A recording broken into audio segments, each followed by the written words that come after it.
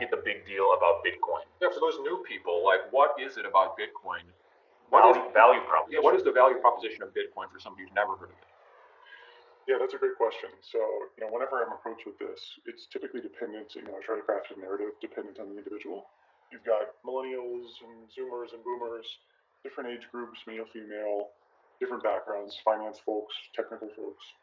I would say like the overarching theme is that Bitcoin was built as a antidote to poor central banking policy. Satoshi planted Bitcoin in the middle of the 2008 financial crisis, at that peak moment of despair, right after Lehman Brothers collapsed.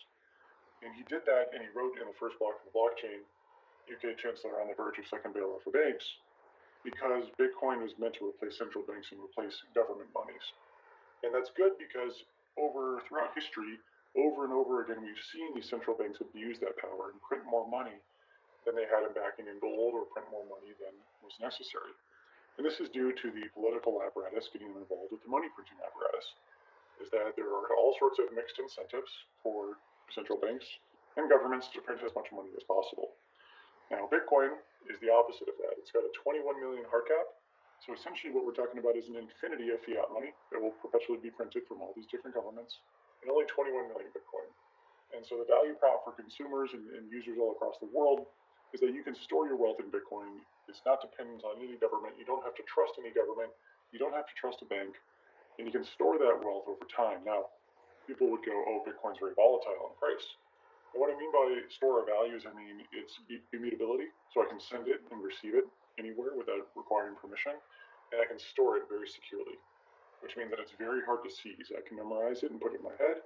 I can put it on a piece of paper. I can put it on a hardware device, or I can have it on a server. And so, due to that really hard to seize nature of it, that completely changes the dynamic of citizens and the government and how wealth is preserved. Right now, the government could call up Bank of America and say, freeze all the bank accounts. Boom. Instantly, all that money's locked up, trillions of dollars. Whereas in Bitcoin, that's not possible. And so when I mean store of value, that's what I mean by that. Stable purchasing power, like a dollar. The dollar stays relatively stable in terms of what it can purchase. That remains stable because it's centrally controlled. So when people hear store of value, they go, wait, Bitcoin's antithetical to that because it's volatile. No, it's a good store of value due to its other parameters as money, and it's good censorship resistant, or